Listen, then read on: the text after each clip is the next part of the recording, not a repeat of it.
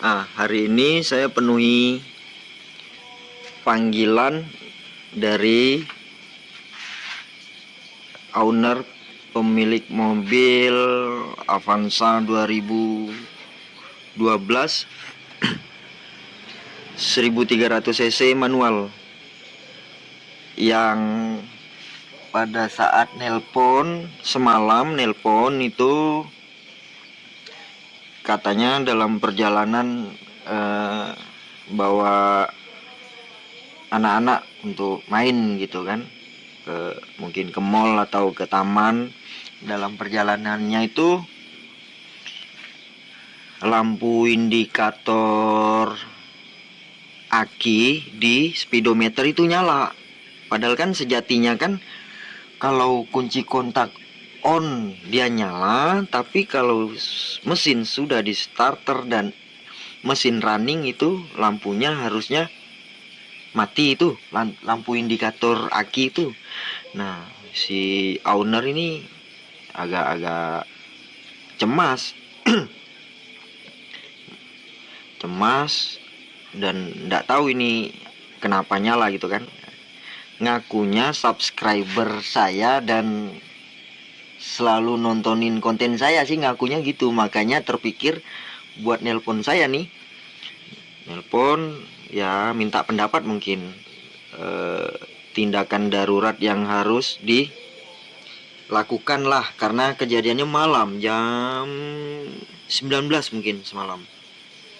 Kan repot kalau baterai sewak bisa didorong kalau mobil manual. Nah, ini perkaranya bukan baterai, tapi yang mengisi tegangan listrik ke baterai ini yang masalah. Jadi dalam panggilan itu saya coba gali informasi sedikit tentang spek mobil tadi yang udah saya sebutkan, Avanza 2012 1300 cc manual. Selain itu juga saya tanya nih kilometer kendaraan. Lupa. Kemarin semalam dia bilang berapa ya? 150-an ribu kah? 160-an ribu kilometer gitu. Udah dapat nih 2 informasi. Kemudian saya tanya lagi, sebelumnya ini ada masang audio dengan beban berlebih kah? Atau ada masang lampu-lampu dan aksesoris dengan beban berlebih kah?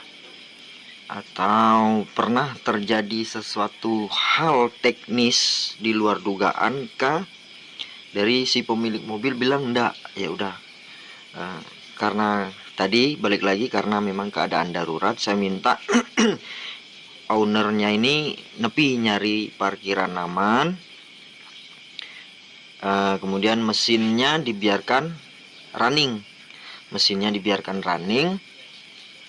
Saya minta bukan, bahasanya kurang elok kalau saya suruh. Saya minta cari besi seperti kunci roda gitu atau kayu buat ngegetok ini nih. Ngegetok bagian sini nih. Ini kan yang lebih tebel lah. Daging alternatornya itu kan tebel tuh. Nah, itu. Nah, ini daging ini kan agak tebel nih kan. Kalau digetok sedikit, getok softly, pakai kunci roda ke atau besi apa ke, softly sambil mesin running. Kalau belum pernah kejadian sebelumnya indikator aki nyala, belum pernah, biasanya tertolong digetok bagian situ. Karena waktu di pembicaraan itu katanya panbelnya aman. Owner udah ngecek sendiri, panbelnya ndak putus. Ndak putus berarti ya udahlah, darurat nih, getok deh. Setelah digetok, padam, mati itu lampu indikator aki. Makanya yang punya mobil saya sarankan untuk ya udahlah, balik kanan lah. Repot kalau nanti berulang di luar, kalau sudah sampai rumah kan aman, mau berulang mau apa kan aman. Kalau di luar kan repot. Balik kanan, ownernya setuju. Hari ini saya diminta datang untuk ngecek. Ya benar, mobil tidak pernah terjadi sesuatu hal eksternal. Dalam pembicaraan telepon itu, selain spek mobil, saya tanya apakah sorenya ada nyuci kendaraan, nyuci mesin. Dia bilang enggak, karena kan bukan tidak mungkin nyuci mesin, air masuk ke situ kan. Kalau dicuci dengan yang tidak kompeten. Nah, dapatlah kesimpulan bahwa ini masa pakai. Karena tadi tahun 2012 sudah 12 tahun.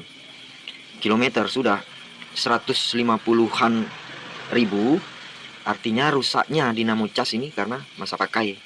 Ya, jadi kalau ada teman-teman yang bertanya-tanya, kok main tembak langsung ke alternator, nggak ngecek di fuse, nggak ngecek di tegangan baterai pakai alat ukur? Karena saya mikirnya itu, digetok padam, kan gitu. Kalau digetok tidak padam, atau begini analoginya.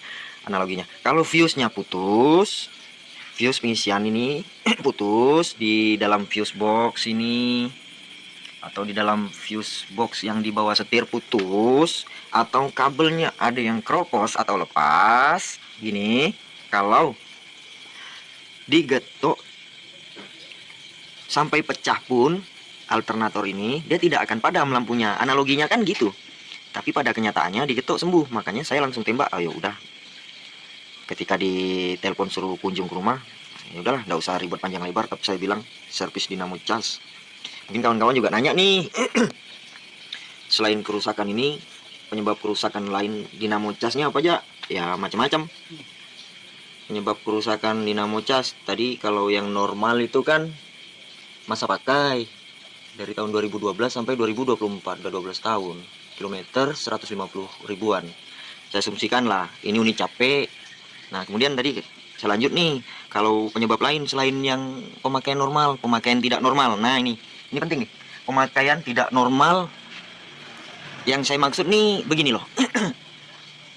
Diabaikan sesuatu hal untuk mendapatkan sesuatu hal, mengejar sesuatu hal. Dalam arti begini, untuk tujuan tertentu. Misal begini, penambahan sound system untuk katakan kontes, penambahan lighting untuk kontes. Itu saya pernah tuh ketemu unit mobil pakai 2 aki, 2 baterai. Nah kan capek dinamo casnya, meskipun belum 12 tahun, meskipun belum 150.000 kilometer, tapi sejatinya satu aki dipaksa 2 aki yang harus diisi oleh alternator. Ya udah pasti alternatornya capek. Itu. Ini tadi yang saya bilang abai untuk sesuatu hal.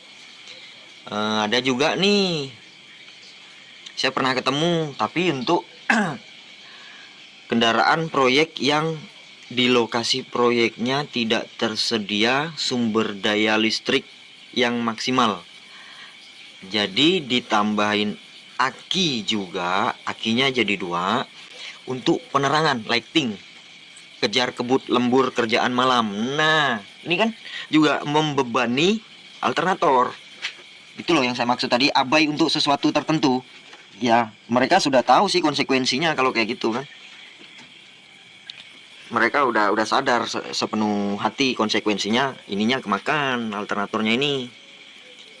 Tadi penambahan aki untuk lighting, untuk sound ada juga nih. Tapi jarang sih untuk kendaraan Avanza, Xenia atau apa gitu, jarang terjadi. Yang paling sering saya ketemu tuh van, mobil van atau box untuk distribusi makanan beku atau obat-obatan yang harus still cool, atau es krim. Nah itu kan harus selalu dingin tuh. Atau komponen elektronik yang sedang aktif di mobil pakai aki tambahan, pakai juga pendingin. AC-nya nih di double. Saya pernah ketemu AC-nya di double. Jadi di sini ini kompresor AC-nya 1, sama dia ditambahin 1 lagi kompresor, tambahin evaporator, tambahin aki. Tapi tidak terjadi di mobil penumpang seperti ini. Yang saya lihat waktu itu di mobil box, mobil van, untuk yang satunya untuk distribusi makanan beku, sebut sosis, nugget, dan teman-teman. Satunya saya ketemu untuk es krim, ya seringlah kawan-kawan lihat mobil-mobil distribusi es krim kan, butuh dingin kan.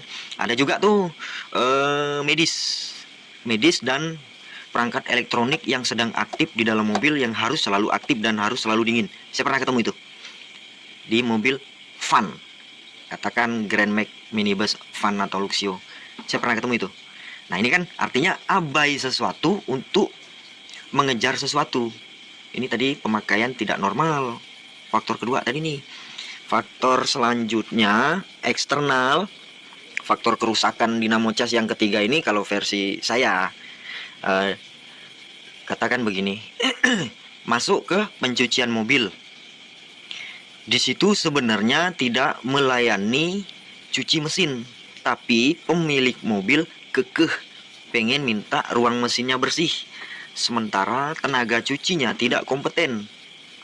Nah, kesemprot lah nih, lumayan nozzle pencucian mobil itu kesemprot, ya rusak, dicuci oleh tenaga yang tidak kompeten. Itu pernah kejadian. Pernah juga ini bahkan udah saya upload di channel YouTube saya. Unit mobil L300 pasang single din karena pengen dengar suara-suara musik kali ya supirnya. Pasang single din, dipasang oleh orang yang tidak kompeten. Yang mana pemasangan single din atau head unit tersebut tidak dengan cara yang seharusnya. Dia berpikir casing besinya dari single din itu sudah bagian dari ground. Dia tidak menyambungkan kabel ground itu. Kan di head unit soket kabel itu tersedia kabel ground, tapi sama instalatirnya tidak dipasang ke ground. Itu konslet. Ternyata head unit tambahan yang dipasang di L300 oleh tenaga yang entah itu abai, entah itu tidak kompeten. Itu tadi faktor eksternal, akhirnya short gitu kan. Faktor selanjutnya penyebab kerusakan dinamo cas ini, kembali lagi ini menurut saya kan, accident, kecelakaan, tabrakan,